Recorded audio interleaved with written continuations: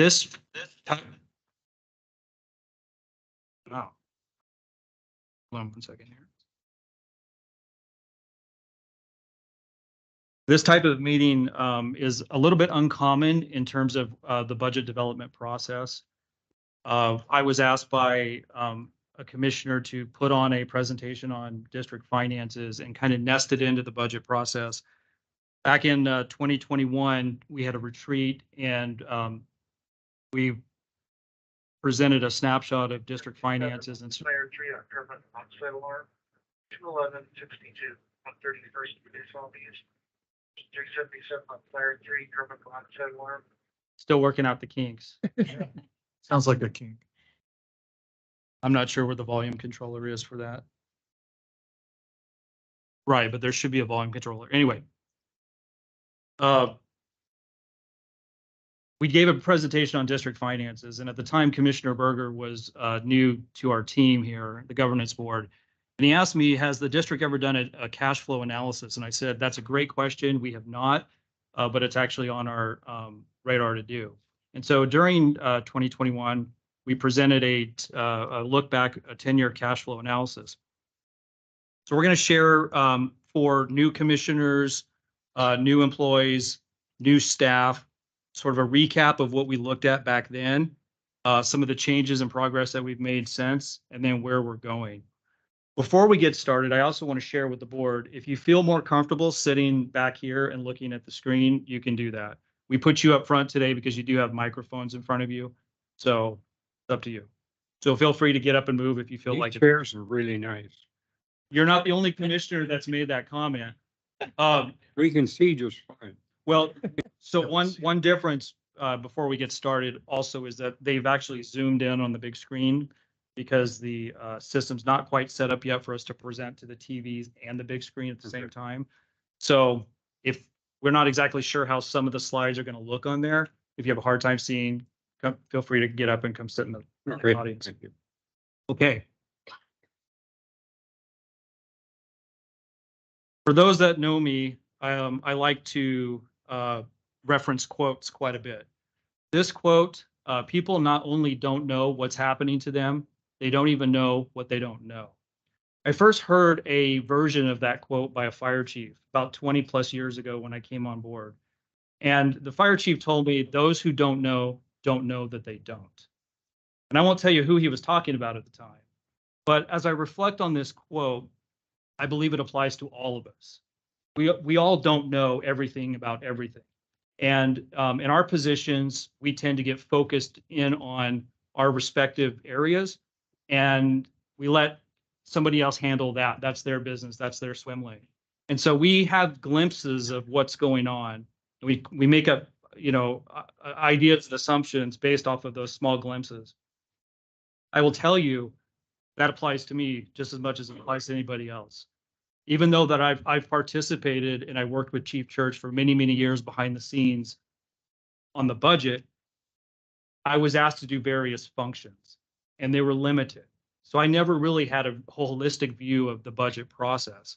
And so when he retired and we assumed the responsibility of the district budget, when we began to see things in a different light. And so I just want to put out there that some of the things that we look at when we go back and look, 10 years past, we're not here to judge the decisions that were made at the time. That's not why we're here. We're looking back to see how the decisions at the time have impacted the challenges that we have today, and can we learn from the past moving forward? That's it.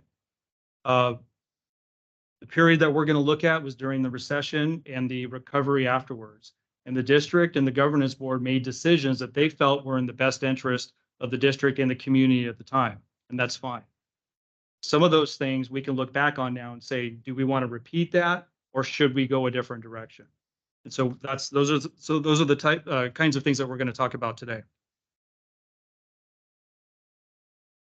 A little bit hard to see with the screen there. Go back, please. District finances. So we're going to talk about, we're going to recap the retreat topics. We're going to look at a 10-year analysis, and we've sort of updated that picture. Back in 2021, when we did that, we were looking at 2011 to 2021. Now we're looking at 2013 to 2023. We're going to reflect on some of the progress that we've made on a balanced approach in the last few years. We're going to look at some of the current financial considerations, and then we're going to talk about what the board can expect moving forward with some policy recommendations during this budget process.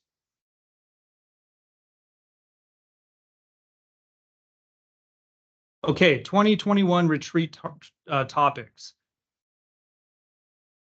As I mentioned, we presented a cash flow and reserve fund analysis. We talked about the capital improvement plan. Now, during the recession, the capital improvement plan was frozen. And as we came out of the recession, we didn't fully reinstate it.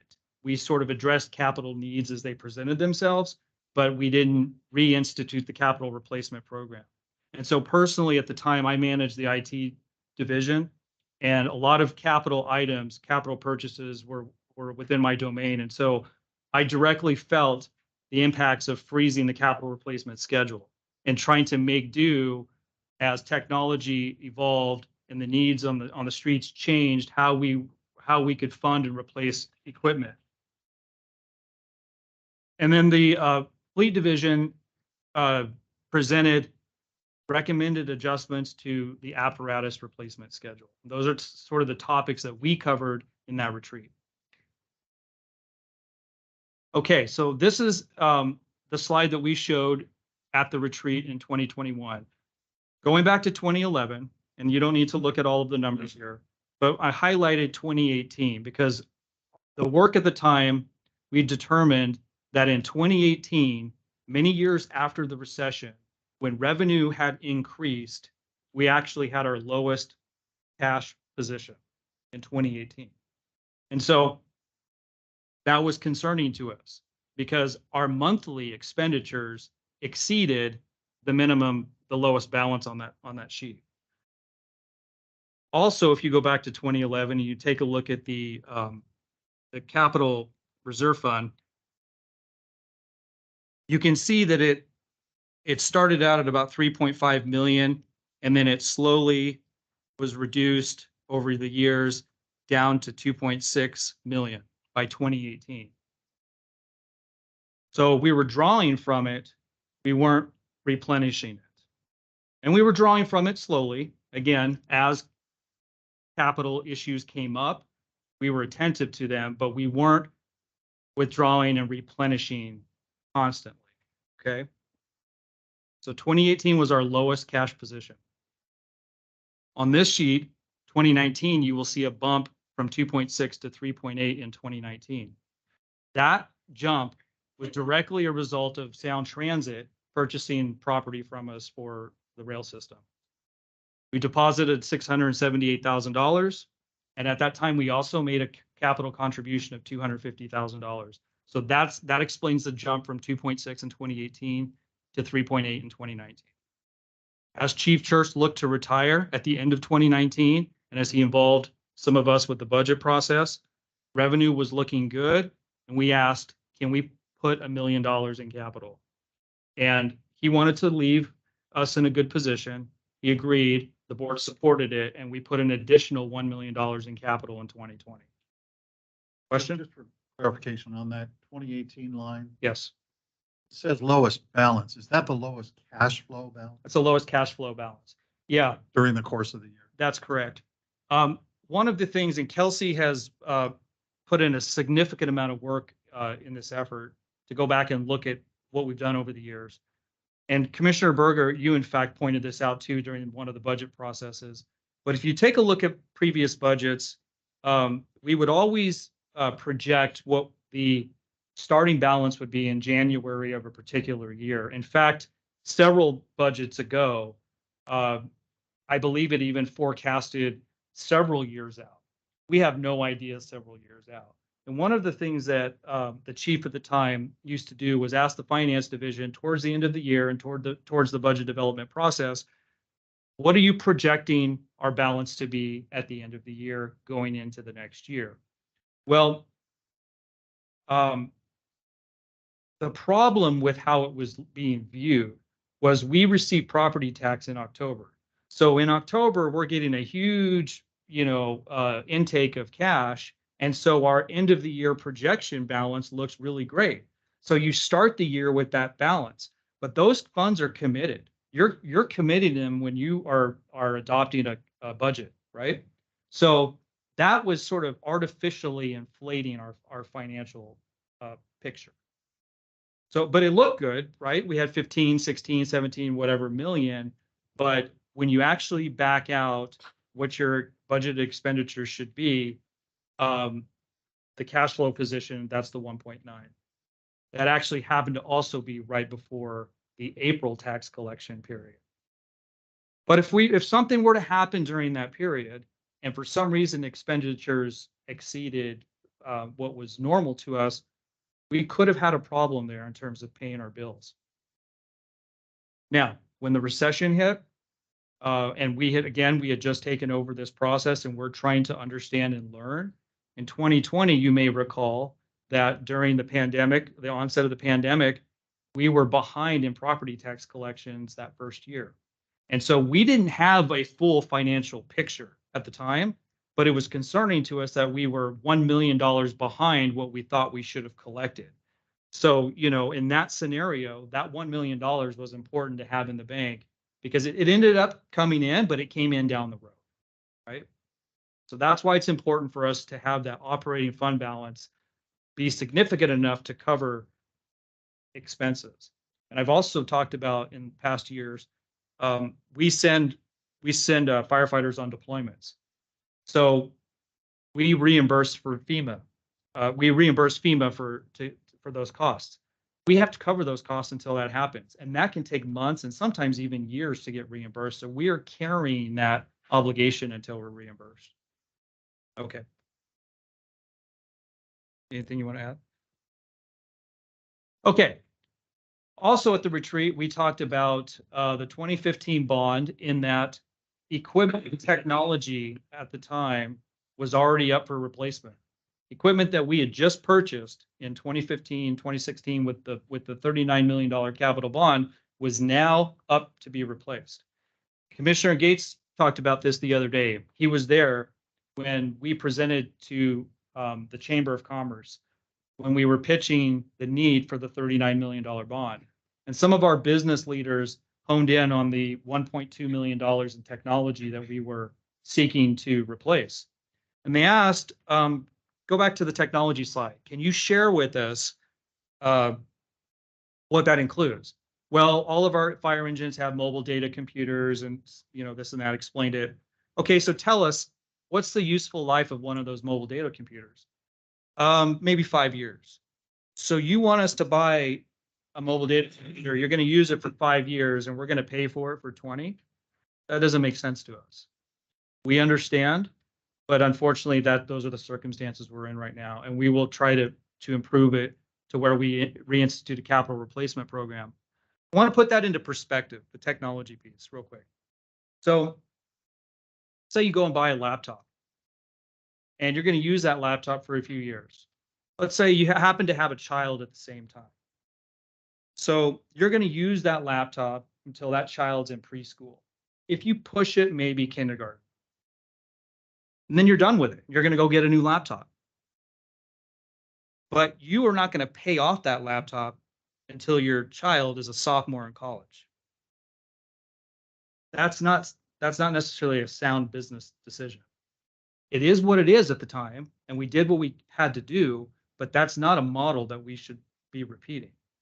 We paid a lot more for those laptops than they were worth, right? So we highlighted in 2021 that things that we had just replaced were already in need of being replaced again. Of course, we have ongoing fire station improvements at the time beyond what had been retrofitted with the bond dollars. And then we touched on vehicle replacements that were still ongoing.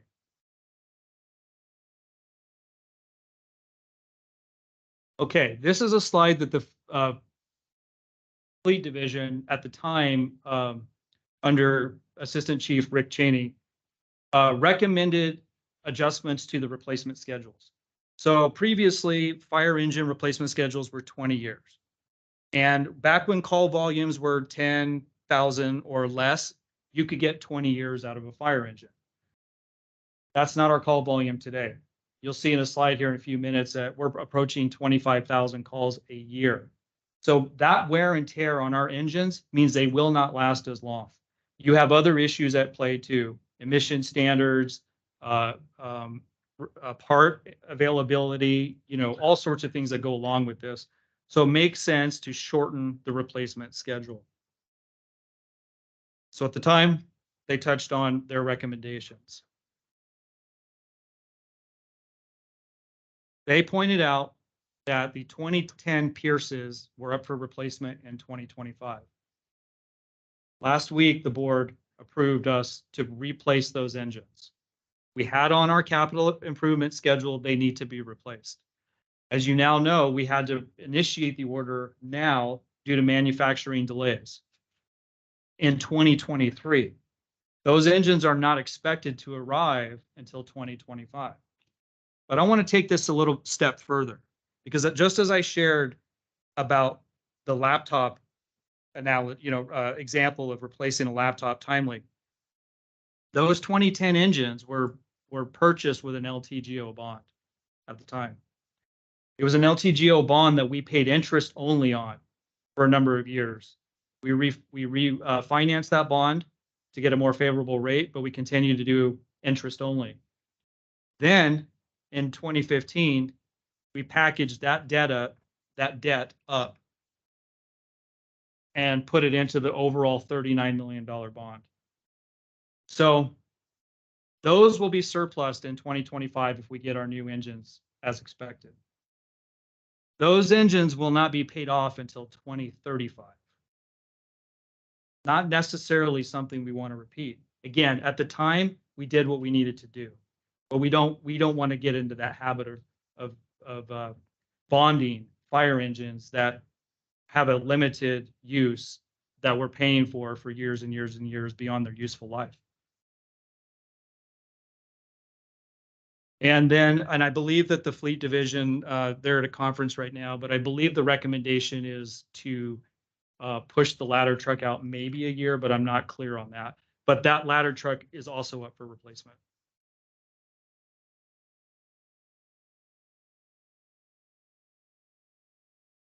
Okay. So what can we learn from the past? Why go back and look at all of this information? It's in the rearview mirror. Who cares? Let's move forward. Well, there's a lot we can glean from it.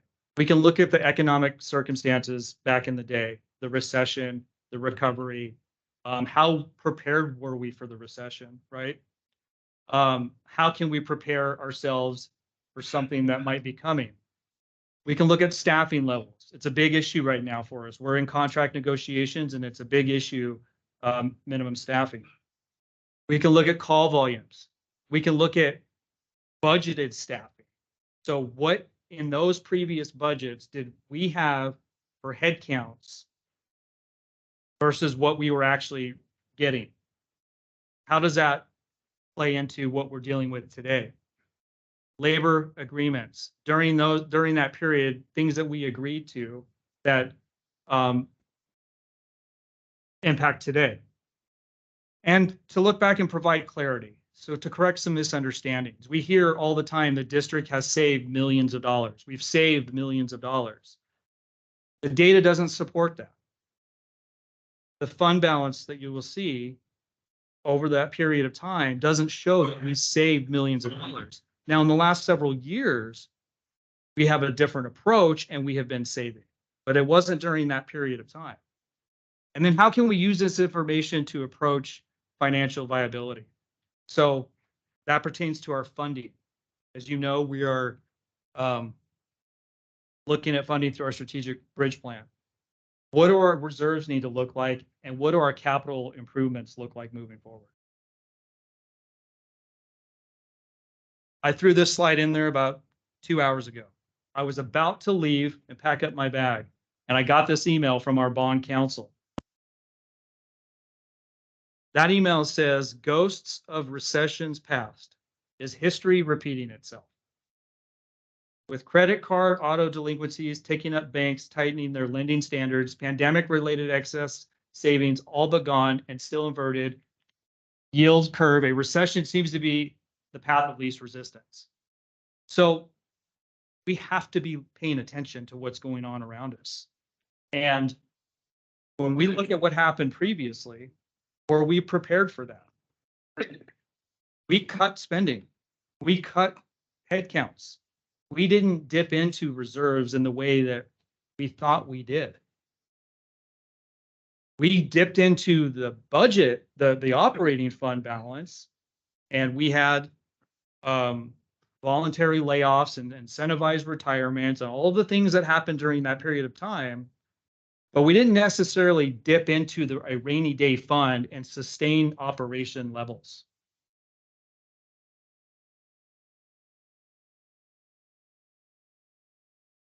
Some of us could argue that we still have not recovered from that recession, staffing wise, capital replacement wise, you name it, right? So I threw that in because we need to be paying attention, and clearly other people are too. Okay, so the 10-year analysis. We looked at, the finance team and I and Kelsey put in a significant amount of work on this. We looked at our annual budgets going back to, actually, in fact, we went even deeper. I think we went 2008 and beyond, even back to like merger in 2006, just for our own understanding of the evolution of what transpired. But for all intents and purposes, we really honed in on 2013, 10-year review. And that was also the time where we went to 4 platoon. So when you start to look at staffing levels and things like that, it changed when we went to 4 platoon. We looked at revenue and expense reports. We looked at our reserve fund balance history, the elections and the decisions, the lid lifts, the M&Os.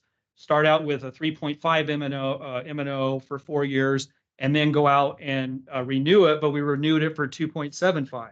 We shaved off $750,000 a year. Why did we do that? Why did we think we could actually slowly eliminate the maintenance and operations levy? Why did we think that we could really live off of $1.50 per thousand when all signs are pointing increased call volume, growing community? The bond, the LTGO bond that the commissioners issued, our credit rating, which Commissioner Gates is, I won't put words in your mouth, but has been very fond of our rating. He knows that rating is directly tied to our reserves and the cash and how we pay our bills. So back in the day, we achieved a AA+ rating because we had fund balances that were equal or equivalent, satisfactory enough to what our budget was during the time. But our budget is double what it was back then. So if we aren't growing our reserve funds and we were to go get re-rated, we may not achieve that AA+. In fact, had we not made the gains that we had in the last couple of years, we could be a AA or less. Okay, staffing. We looked at our operation staffing, what we actually budgeted headcount wise. We looked at our annual emergency responses, and we looked at operations overtime, because operations overtime is how we have sort of managed the increase in call volumes. Okay. Okay. So one thing that we discovered when we assumed the budget back in 20 and 2021 was that the revenue had not been, the miscellaneous revenue, pretty much things that were outside of property tax increases, had stayed flat for many, many years. Not necessarily sure why that was the case, but there was not really a desire or an effort to go and say, how much are we really bringing in on these line items? And so what we determined was we were actually bringing in more revenue than we were stating during the budget process. So nothing necessarily wrong with this. A budget is an estimate, but if you know you're bringing in more money than you are, what can you do with that money? Can you hire more people? Can we fund reserve accounts? You know, what can we do with it? Let's be transparent about it. And so Commissioner Fuller has commented several times over the years about the changes we've made to the budget process. This is a holistic view of what we were seeing in single year budgets. Okay. Going back to 2013, the green bars indicate what our budgeted revenue was. The blue line above that is the line that we actually received. So you can see every single year we received more than we anticipated. I've highlighted 2020, 2021, and 2022 because unfortunately, despite our best efforts to start to show things in a different light, the pandemic years really skewed the numbers for us because we budgeted X, but then we're bringing in more, we're spending more, and we're bringing in more with COVID reimbursements. So I just want to highlight that those 3 years there isn't because we were not accounting for revenue. It's because we actually got COVID reimbursements and our revenue went beyond what we expected. So on the same token, the green in this chart shows what we budgeted for expenses. And the red line above it shows what we spent. So just as we were bringing in more money, we also spent more money.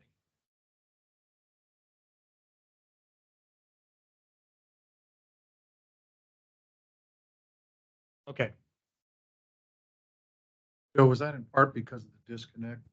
And when we spent money and we got reimbursed from COVID sources, COVID-related sources? Can you go back? Where were they in the same year? Same budget, fiscal year? Which one are you referring to? Well, 21, for example. Yeah, so COVID expenses in 21, and there's a slide here I'll show in a minute that, you know, we had a lot of firefighters working the COVID vaccination sites. So our expenses were extremely beyond what we budgeted. But on the revenue side, did we get reimbursed? in the Yes, Same year? we did. We did. A year later. About the same, back to the revenue. Can you go back one more slide there, Don? Yeah, So it's very close. But for the most part, it's non-property tax related revenues that's the delta. Yes, for the Bars and the- for the most part. One year actually we brought in like $400,000 more in property tax than we expected. You know, one thing, and this is again the sort of the we figure it out as we go, we learn as we go, we make changes. Commissioner Gates asked during a Finance and Audit Committee meeting, why are we budgeting delinquent taxes? Because all those years we were actually removing 1% from our projected revenue for delinquent taxes. But every year we often get delinquent taxes from previous years coming in. And so as our budget grew, 1% is a significant amount of money, you know, 250,000, 300,000, 350,000. And so Commissioner Gates asked, well, that's a lot of money. Why are we just tossing it out? And that was a great point. And in our budgets, we don't do that anymore. And so our expected revenue is more closely aligned to what we're receiving. Okay. So you can't see because of the split in the screen here, but so this actually shows you the dollar amounts. So 2013, 2014, 15, 16, 17, 18, and 19, 6-year snapshot, our budgeted expenses and our actual expenses. And you can see every single year we spent more than we budgeted. Okay.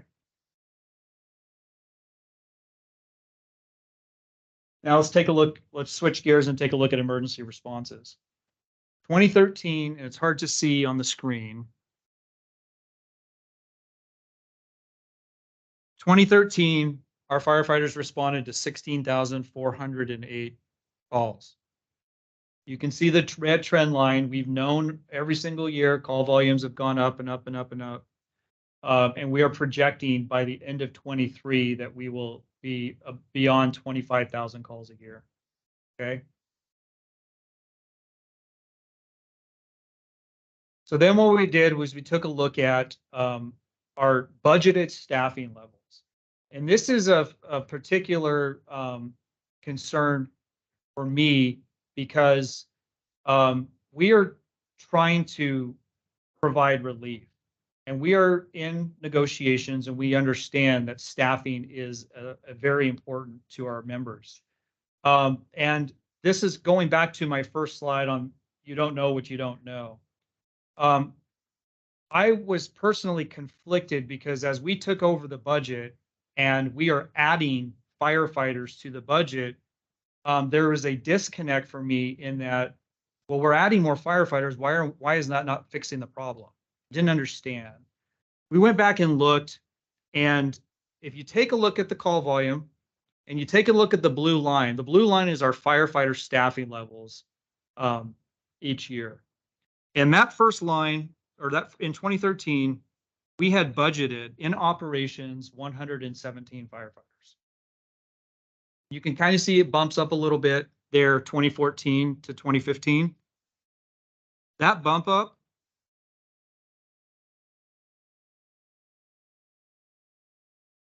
that doesn't want to show me, is 120 firefighters.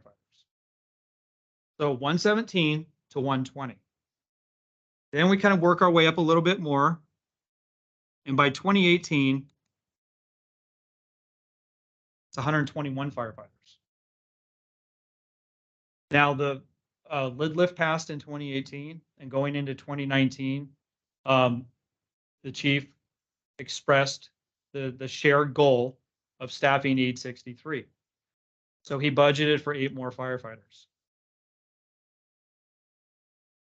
So in 2019, we jump up to 129 firefighters in operations. We flatlined. Now we're entering the COVID years. Vaccination mandate. Reduction in the workforce again. But despite those impacts, we still continue to budget more and hire more. So now by 2021,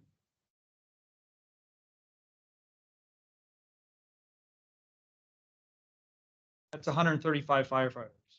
And by the time we get to this year, 2023, that's 138 firefighters.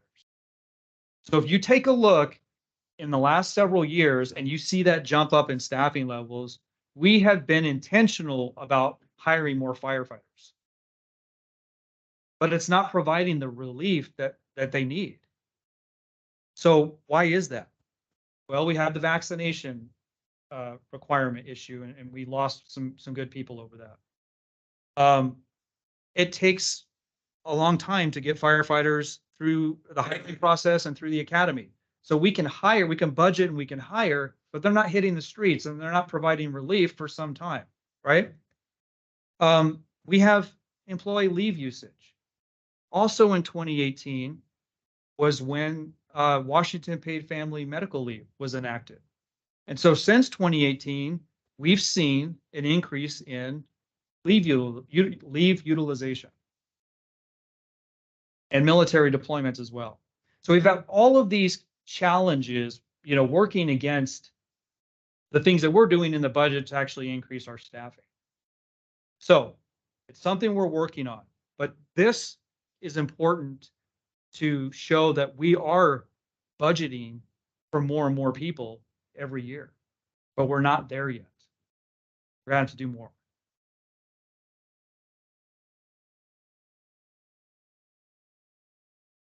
So how have we gotten by? Operations overtime pre-pandemic. So the same snapshot of 2013 to 2019. We budgeted in 2013 $663,000 for operations overtime. We spent $932,000. We work our way up over the years, and by 2019, we were over 200% of budget. So this is how we have gotten by with our staffing issues. Is we've funded it with overtime, and that worked for that period of time. Problem now is fatigue is setting in. Call volume is going up, and our firefighters are getting mandatoried in. So there's not too much excitement about this whole overtime issue anymore. So then at what point do we start ratcheting back and saying, okay, well, let's hire more people? Okay. Go ahead. Hard to see on the screen, but in 2021, that was the first real budget that we had assumed. We had felt, given the expenditures in operations overtime, that we needed to start adjusting operations overtime. We needed to get it more closely aligned to what the true need was. And so we increased operations overtime from $1 million to $1.2 million. We also made a significant budget change during this period. Previously, operations overtime, and Kevin, Chief Crossan knows this, was a roll-up of a bunch of different things. Acting pay, specialty pays, you name it, it was one big roll-up. And operations chiefs over the years complained, well, I don't know what's coming out of this. This is coming out of it. This is coming out of it. And there was a desire to break that out and actually show truly what the costs were. Chief at the time said, you guys can do that when I'm gone. So we did. So we.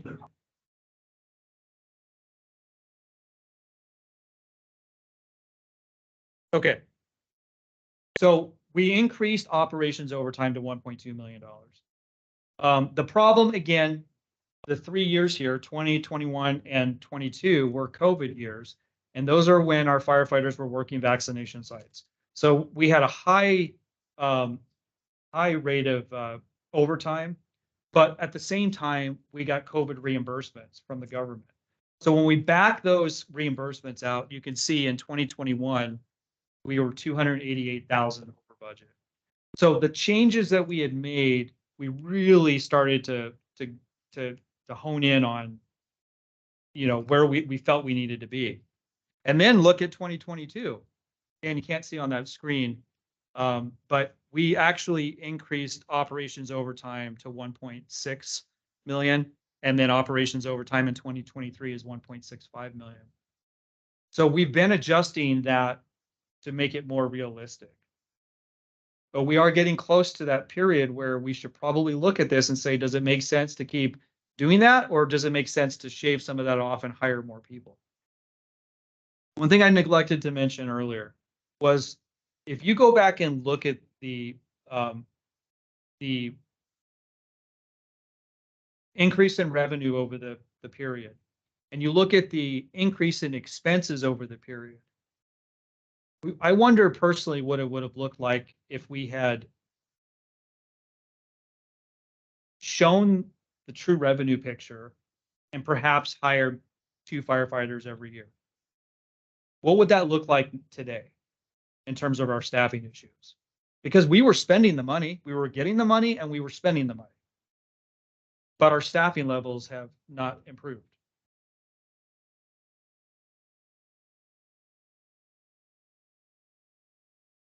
Okay. In 2020, when Chief Pennington took over as the fire chief, he held an all officers meeting, and I had the opportunity to get up there and speak in front of the officers. And I talked about a balanced approach to the budget, and it wasn't presenting a balanced budget, right? Obviously, we seek to do that every year. It was balancing how and where the money is going to go. And there's only so much pie, right? How are we going to divide the pie up to make it work for all of our needs? So we have a different view of how the money needs to be managed moving forward.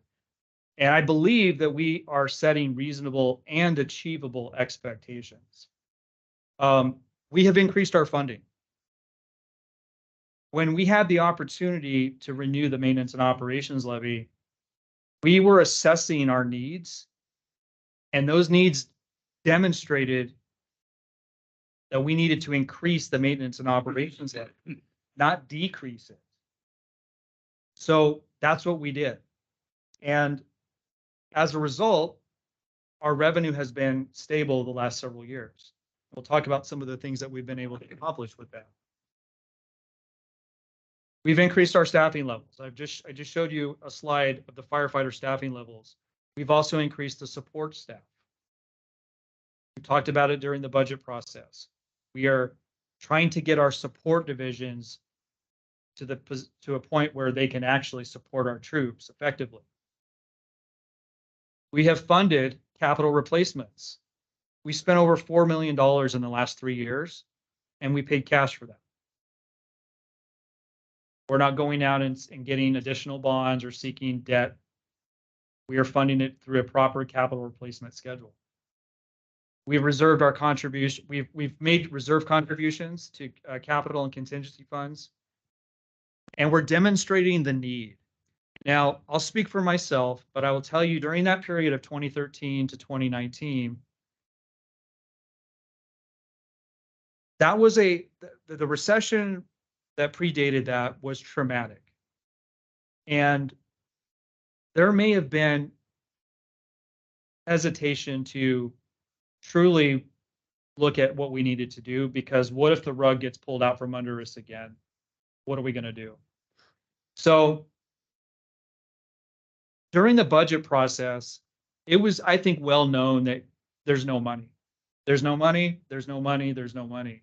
And so when you hear that every year, you pretty much just say, well, don't ask. And if you don't ask, then you're not putting the work in to demonstrate the need. So you're not necessarily painting an accurate picture of what it takes to run a modern fire district. We're just sort of all putting our heads down and kicking the can down the road. So we're doing things differently these days. You guys know that we have budget workshops, and our members are coming in with some pretty heavy asks. And I smile, not because, for any other reason other than I take joy in the fact that they're actually truly looking at what the needs are and bringing them forward. And then we and you will decide ultimately whether or not that's something we can do. But we're putting it on the table and we're having fruitful conversations about it. So we're demonstrating the need, and we're also learning to respect the budget. Those negative numbers is not good budgeting. It doesn't demonstrate the need, and then we get complacent about, well, we're over budget every year. Well, we're over budget every year. That's not going to set us up for the next storm that's coming. So these are the changes that we're talking about. We go back to the bar graph with the line of staffing increases Don, versus this one? call volume. Yep. Did you compute, or can you compute, say from 2013 to, I realize COVID years kind of aberration, but say 2013 through 2019, the rate of increase in staffing versus the rate of increase in. Can you write that down?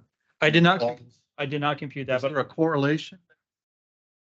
I don't think so. I can compute that. It looks like, it looks to me, just eyeballing those, that staffing levels have gone up at a higher rate. Yes, The staffing. That's- level, that's- say multiple. The staffing level has gone up at a rate over. And call volume. I realize, again, after that in the COVID years, all volumes went up more significantly, but staffing levels, just pre-COVID. absolutely. But let me highlight something again that I've learned. And that's both operations staffing That's and non-operations. no, that's operations. Only operations. Only operations. I'm not, the focus and the concern is the increase in service to the community and how that impacts staffing levels. I do want to point out though, because this is what you just asked, there's a difference. This is budgeted staffing levels. This is not daily staffing levels because of the issues that I highlighted before. So, I can tell you 138 equals, 34.5 or 34.25 per shift, but that doesn't necessarily mean that we have that many people available every day for that. One thing that Chief Van Valkenburg has brought to the table here is you see that jump right there of 2018 to 2019, hiring 8 firefighters to staff aid 63. It takes more than 8 firefighters to staff aid 63. The staffing factor, Because you have to add overtime. fill factor.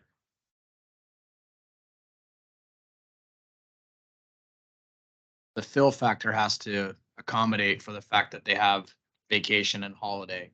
So for every one person on shift, you may end up having to hire 1.4 or 1.8 to always have that position filled.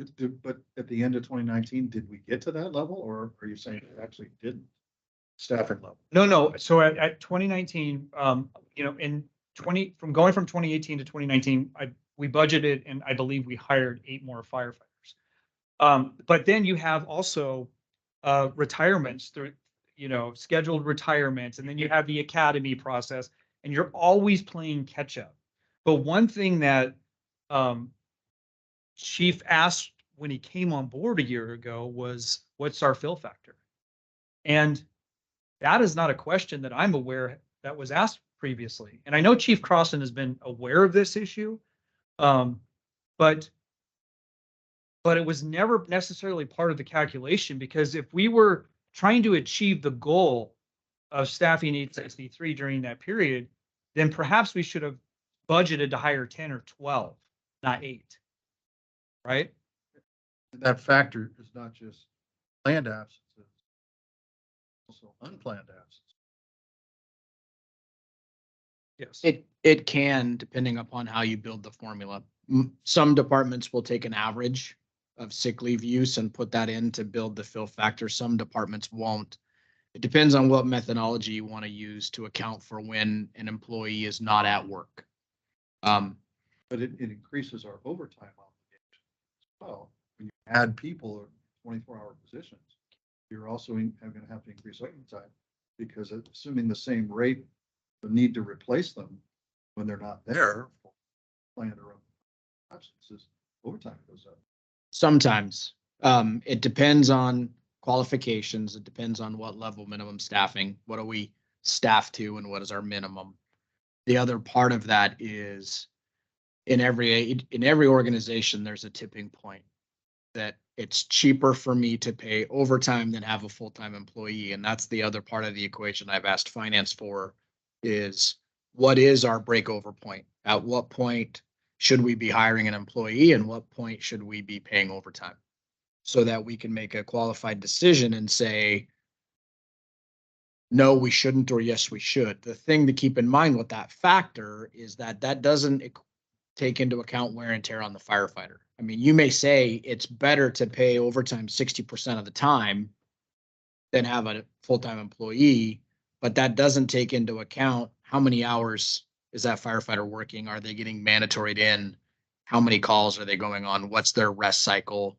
What's the wear and tear on their body? So that fill factor, while it is good data, is not the only decision point for deciding how many to hire.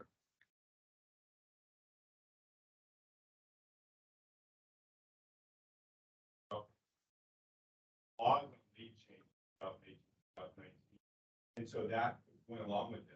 Every fire department around here is dealing with this. The staffing formulas we used back in 14 and 13 and was one, and the workforce changed, and how much they use their leave has changed. And I think that's probably one of our biggest problems too. We're not accounting for that. What we did 10 years ago doesn't work today in the math. Everything the chief said is exactly right. But there's that other factor to it. And that's why when you see that blue line, you see how much higher it is in 2023. The thing that none of us have adjusted to is the leave. And we have no say in that, right? The state did it, but it's the reality now. It's great for our people, but as far as running an organization and staffing every day, it's another barrier. And that's why I think a lot of reasons why that line looks, that line go, they should feel like there's all kinds of people. But the reality is, if you look at daily staffing for all the things that have been mentioned, they aren't. So just hiring more people is not the solution because it has to be a balanced approach to this issue. Because we've hired more people. We've budgeted to hire more people and it's not fixing it. So, but it's something.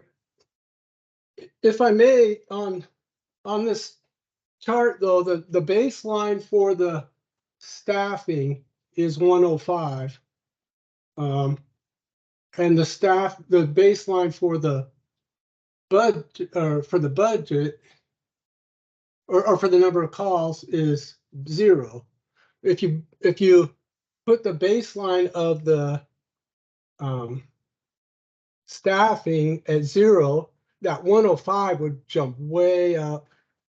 So that where the 2013 would be above the goal. That's misleading how that chart is actually. It's not a good representation of. Oh, I see what you're saying. Right. All that was to denote, Joe, is that's what the staffing level was during that period. It's not a correlation between the call volume and the staffing. It's just an overlay of what our staffing was on Right. top But- of, yeah. But budgeted. Because the math on that would be actually 2013, we would have had like 140 calls per firefighter. And in 2023, about 180 per firefighter. So it's actually Yeah, Flip- in fact. flipped the in other fact- way.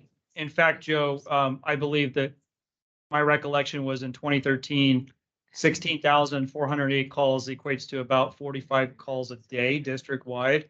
And the jump to 25,000 is about 67 or 68 calls. I didn't get into how many calls per firefighter it was. But this was just to show over the previous slide that we've had this increase in call volume that we talk about all the time. But that at the same time, this is what staffing levels were during those years and how we've increased firefighter staffing. So can you bring us back to where we? Go back one more, please. Okay. So part of this balanced approach, some of the principles that we think are important are when we create these budgets and we look at all factors, that we're taking care of our people and our community that we serve. That's, of course, of paramount importance. I'll take a question in 1 second. We need to provide a safe workplace, reliable equipment, and a stable career. Okay. We know with the big bond that we got, we retrofitted the majority of our stations, but we have 2 fire stations that have not been done. We'll talk about it in a bit. But the point is, you know, we still haven't achieved some of these issues. We are seeking to provide reliable equipment, but we also want to provide a stable career. We don't want to be caught flat-footed and we're in another situation where we're cutting back and laying people off and impacting them, the community and the district and our people. We need to be consistent, do what we say we'll do. We need to make, and we are making, informed decisions that impact our financials. So before we agree to certain things, we are truly evaluating it to make sure it is what it looks like and how it's going to impact us down the road. We need to respect taxpayer dollars and we need to limit the financial asks. We need to live within our means. These last 2 are important. I have managed from the district perspective the last 5 elections that we've held. And this last go around, as I shared with some of you, I had more inquiries over the lid lift than I've had in any of our elections at all. And the concern that I heard in our citizens about their taxes and what it meant for them and the proposed increases and all of those things, that should not be taken for granted. It's important to them. And they want to know that we are being good stewards of their taxpayer dollars.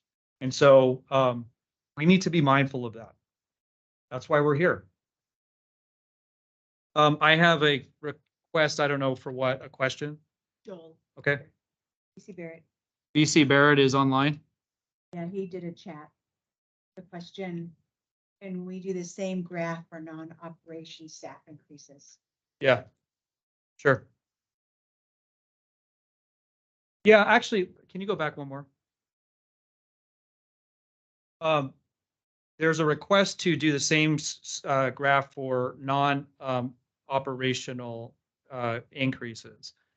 There's probably, we have highlighted the importance of the support positions in the last few years.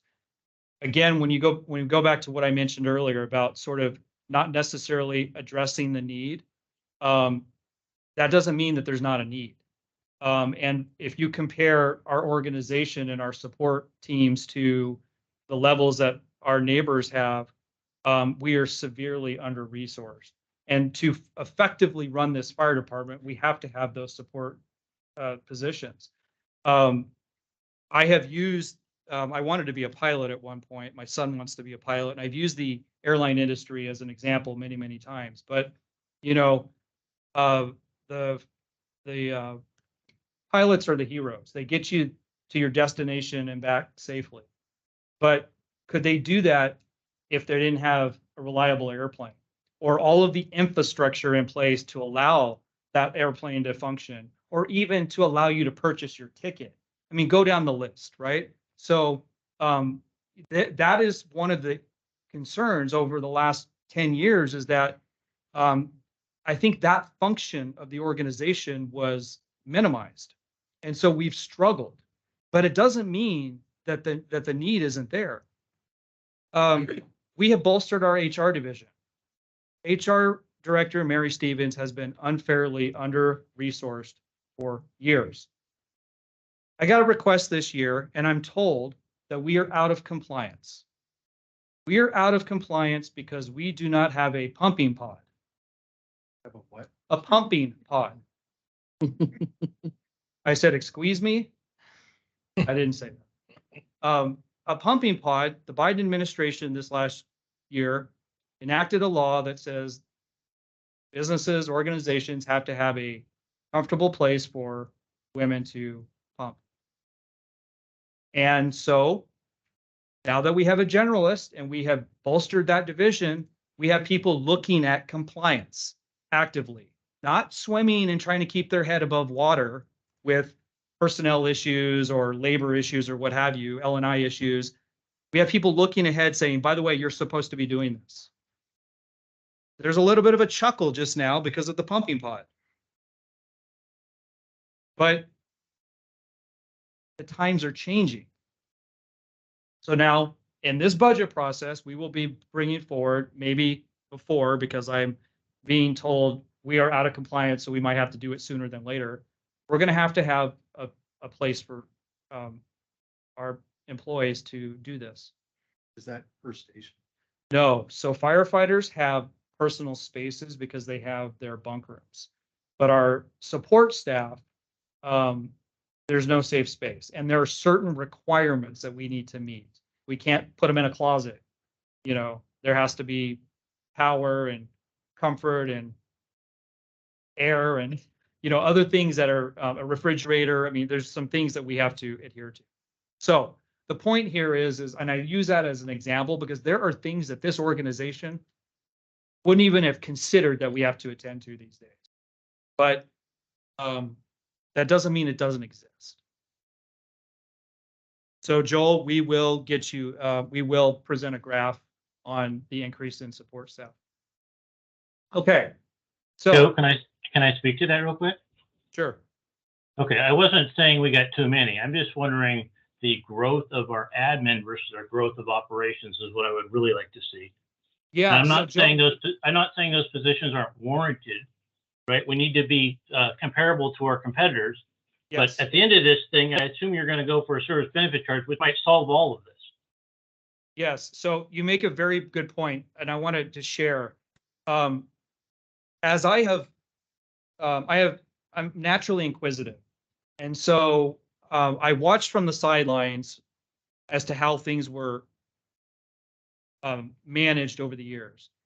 And along Joel's BC Barrett's comments, there was a time, and in fact, I saw on the Federal Way Fire Department Facebook page recently, a photo of all of our chief officers lined up at a function in Des Moines. And we had a lot of chiefs. And we also had a lot of support staff. And, you know, at that time, some might have thought we were bloated, and it was after the merger, and, you know, things will have retirements and we'll kind of whittle it down to what it should be. But I personally questioned what changed during that period, because we were dying on the support side and the administrative side. And we have continued to whittle down, whittle down, whittle down. And I did this some years ago, so I'm going to use my memory. But let's say we had at one point 28 and a half positions on the civilian side. When I did the analysis, we were down to like 21. So we had lost 7 or 8 positions. The bottom of the recession. No, it was I think I did this probably 2015, 2016. It was the consequence. No, yes and no.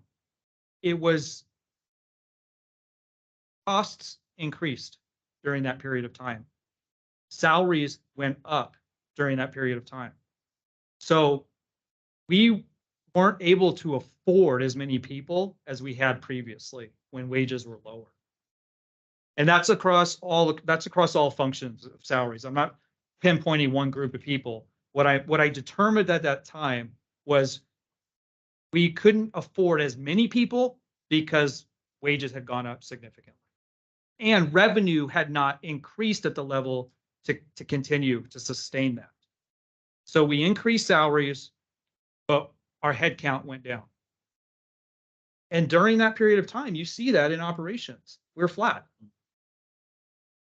Wages went up, revenues were kind of just doing their thing. So, okay, thank you, BC Barrett. Okay, a balanced approach, board and community support. Both you and the community have supported these changes. We increased the maintenance and operations levy in 2020, which in turn allowed us to increase staffing, allowed us to fund capital and increase our reserves. And despite the fact that we are still in negotiations, we were able to agree with the local and non-represented employees receive cost of living adjustments the last couple of years. So we've increased wages 9.3% in the last 2 years. And then the board supported and the community supported the August lid lift this summer. I want to talk about that a little bit here. So you knew that we had 2 expiring levies come 2024. We're in negotiations and the board has asked, you know, what can we afford? And we've had these huge question marks of funding in 2024. So we went back to the drawing board and thought, well, perhaps we run this a year early. That's going to do 2 things. One, it's going to provide some reassurances to the board, but it's also going to take one of the concerns out of next year out of the equation. Because if it's a benefit charge that we go for, or it's a maintenance and operations, or a combination thereof, and something doesn't go our way, and the lid lift expires, the best case scenario in 2025 is that we've lost 3.75 million from the maintenance and operations levy. And in 2025, we are limited to a 1% increase in property tax revenue. That is not a good situation for us. So by running the lid lift 1 year early, we capture some of the increases in property valuation, but it's not so much about the money right now. It's that we have at least secured something after 24 going into 25. Okay.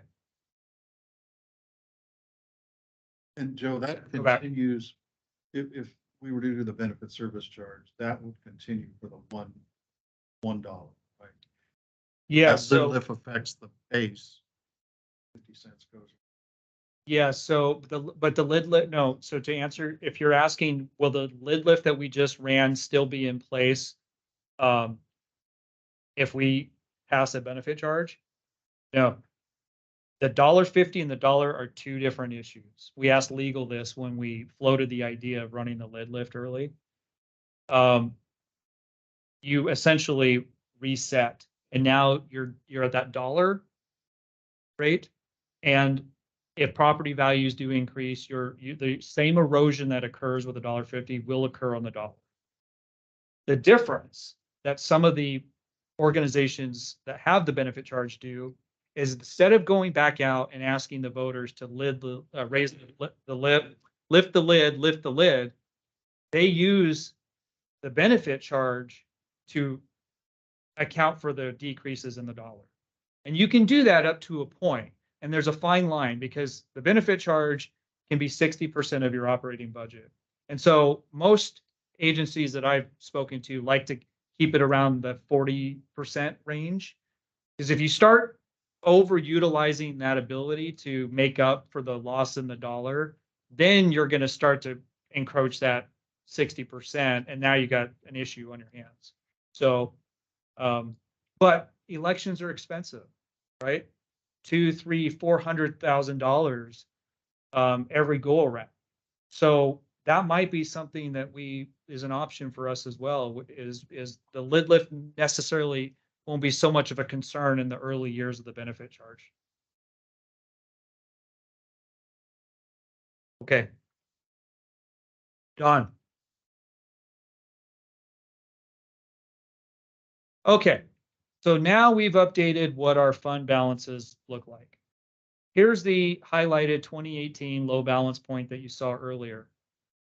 Now we're up to, well, we haven't closed out 2023, so we haven't filled out the numbers there. But if you look at 2022, highlighted in gray, our lowest bank balance in 2022 was just under $9 million. I'll explain that in a second.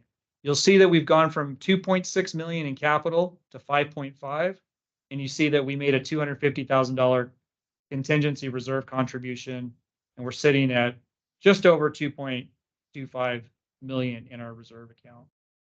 So how did we achieve this? Well, we've been intentional about replenishing the capital fund through the budget process and the fact that we purchased those fire engines. Your resolution indicated that we would replenish the fund since we were front loading 2 more engines than we knew we could afford at the time. So we've been able to replenish the capital reserve fund and set us up for success there. The bank balance, we've had an increase in revenue. I'm sorry, the general fund. We've had an increase in revenue, but we've also captured those COVID reimbursements that were unexpected. So that helped to get us from that real low point up to a much, much better situation. Now, the pandemic was what it was, but that's a positive from the pandemic. Had that not have occurred, we would have been still trying to find ways to get that general fund balance up to a more reasonable amount. Questions?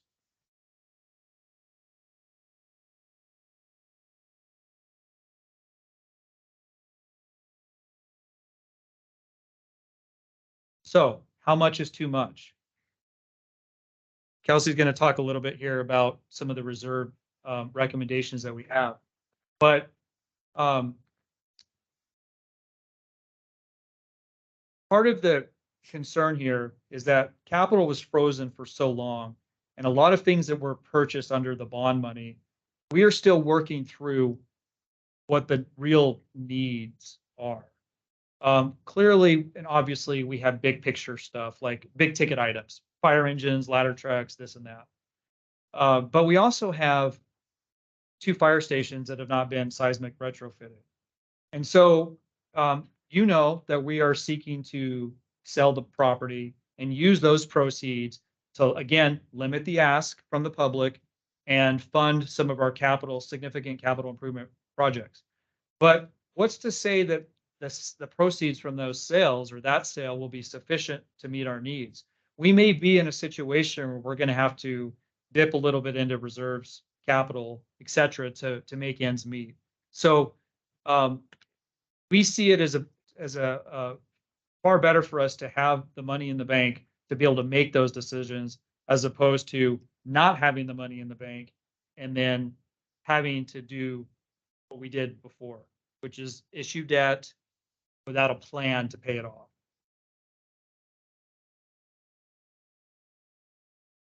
Okay. Let's take a break. We'll come back in 10 minutes.